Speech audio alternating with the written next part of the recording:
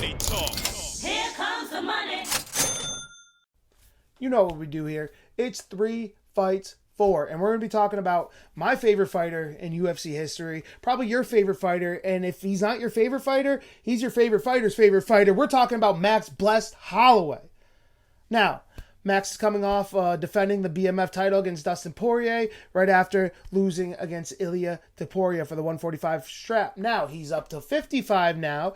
I feel like we have a lot of things cooking for our boy Max. So let's just jump right into it. We're going to talk 3 fights 4, Max Blessed Holloway.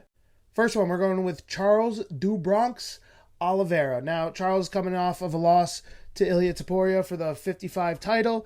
This is a fight that has happened before at 45, but it had that really strange ending where people thought Charles broke his collarbone, but that ended up being like a torn esophagus, right? It was something crazy. I don't remember exactly what it was, but I know it was something ridiculous like that.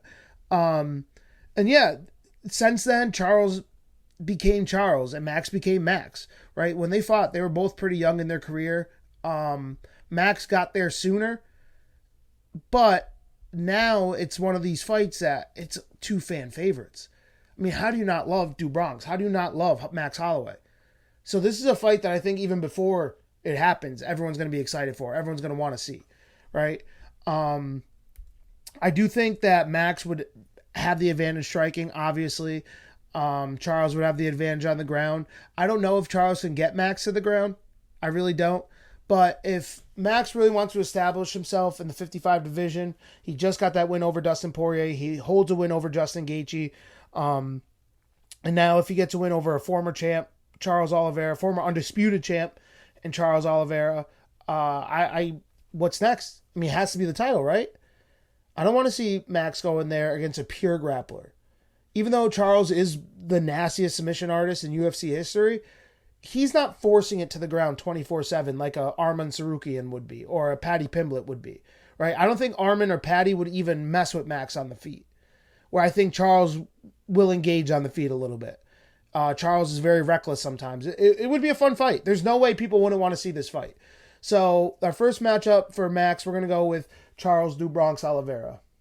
Just give it to him. Just give him a rematch. Give him the rematch. Max wants it. The people want it. Give me Max Holloway versus Ilia Tapora for the 155-pound title. I don't care what happened in the last fight. I really don't. You ain't going to touch Max like that. And if you look at all of Ilia's fights, Max was doing the best out of all of his opponents. I know he got caught. I know he got knocked out. I understand that. First time he's ever been dropped, never mind knocked out. But he was doing well. I thought he was winning the fight. I really did. I thought he was up in the fight. If it wasn't 2-0 at that point, I thought it was easily 1-1. I thought he looked really good against Ilia until he didn't, right? Give me the rematch. We've seen how big Max looked at 55 against Dustin, which was unbelievable because Dustin's a big 55er. Ilia wasn't a big 45er. And now he's a small 55er. Max going to be a lot bigger than him. I think adding the extra weight, having the extra water in his brain, that chin might not get cracked again. Ilia's a beast. I know Ilia's a beast. But what else do you do with Ilia, right? I'm excited for, I'd like to see him against Paddy.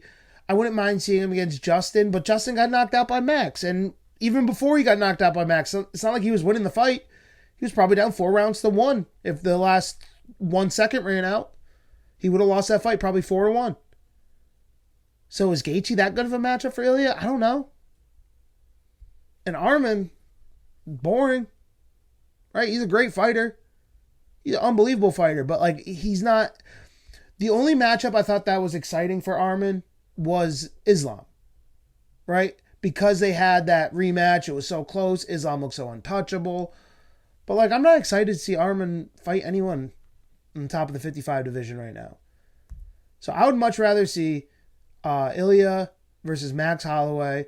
Maybe do Arman and Paddy. And I know that leaves Gaethje as the third man out, but he said if he doesn't get the title shot, he's retiring. So, see ya, pal. Actually, no. Put Dan Hooker back in there with Gaethje. Dan Hooker's coming back. So there we go. I just settled the whole 55 division. We have Ilia versus Max. We have Paddy versus Arman. We have Gaethje versus Hooker. I don't know if I love this one. I'm just kidding. I love this one. We got Nate Diaz versus Max Holloway. I know, this is crazy. I do think Max pieces him up. I agree. He lost to Jake Paul in a boxing match. How are you going to do against Max Holloway? But anytime Nate Diaz could come back, who doesn't want to see it? Who doesn't want to see it? And Nate and Max, I think, is a fun matchup. I think it's one that people are going to enjoy seeing. I don't think that Max is going to necessarily finish him because Nate does have a chin like crazy, and he also has crazy cardio. So I think this will be a boxing heavy match, and it'll be really exciting, really fun to see. And when I said Max is my favorite fighter, he absolutely is my favorite fighter. Nate Diaz is my second favorite fighter, followed by Justin Gaethje. So Max already put out my third favorite fighter. Might as well put out my second too. But like I said, I don't know if that's going to happen. Nate does have an iron chin. I think it would be a fun fight. It would probably be at 70, which would be weird to see Max Holloway fight at 170. But yeah, Nate's been calling him out. Nate says he's cool, but you're holding my belt. He wants his belt. So I do think that would be a fun BMF fight. I don't think it's going to be a fight that's going to change anything in MMA. It's just a fun fight for the fans, right? So the first two fights I think are really good for Max's career. I think this one's just good for us, good for the fans, good for promotion, good for the UFC, right? Get casual eyes on it. So yeah, give me Max Holloway versus Nate Diaz. I know a lot of people might butcher me for that one, but Nate's calling him out. And like I said, who doesn't want to see Nate back, man? Who doesn't want to see Nate Diaz press conference again? Sign me up. Okay, the Nate one's a little ridiculous. I'll give you that.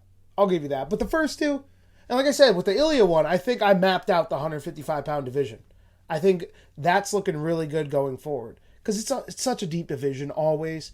And a lot of the stars from 55 are starting to phase out, right? Like Khabib retired.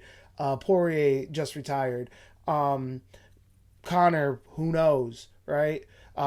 Islam moves up to 70. And it's still a deep division. 55 is always going to be good, man. So I think that the Ilia fight is the one I want to see the most as a Max fan, because you could tell he really believes in himself. You could tell he really wants that fight. He wants that rematch. He thinks he can get it done. And I think he can too. That's one thing we forget about Max all the time. Max is not an old guy. He's like 32, 33 years old. He's just been in the UFC since he's been 20, so we think of him as an old fighter. He's not. Max probably has a good 5 years left, which is insane with the mileage he has. So I would love to see him against Ilia again. Like I said, he had the most success out of anyone versus Ilia yet in the UFC.